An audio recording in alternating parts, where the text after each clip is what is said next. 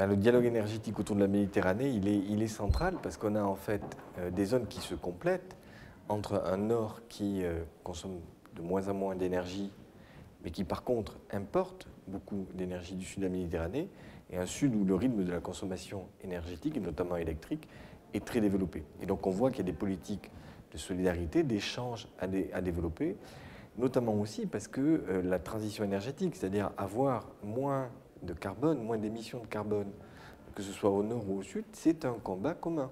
La transition vers des énergies décarbonées, l'après-pétrole, l'après-gaz, c'est un horizon qui est un horizon à la fois européen, qu'on soit au sud ou au nord de la Méditerranée. Et donc les enjeux énergétiques, ils supposent un dialogue, ils supposent des échanges, dans une logique où il n'y aurait pas que des projets européens transplantés au sud, mais où il y aurait véritablement, compte tenu des attentes des pays du sud de la Méditerranée et de leurs propres ressources, un vrai échange. En matière d'infrastructure, il faut à la fois envisager la construction de réseaux d'échange, notamment à courant continu sous la Méditerranée, et c'est le beau projet Medgrid, qui est un projet structurant à la fois pour les pays du Nord et les pays du Sud, et en même temps, il faut toujours et encore favoriser la coopération régionale.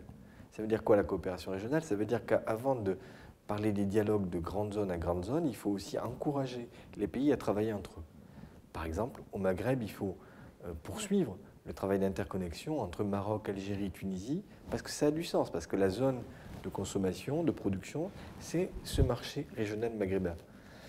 Et au plan européen, c'est aussi vrai. On ne peut pas laisser, par exemple, des pays comme l'Espagne, le Portugal, isolés du reste du débat européen. Donc l'interconnexion entre la France notamment, l'Espagne, le Portugal, participe aussi de cet échange. Et donc l'avenir, ce sera sans doute non pas uniquement un dialogue entre Nord global et Sud global, mais aussi ces marchés régionaux de l'énergie qui vont se structurer au fil du temps.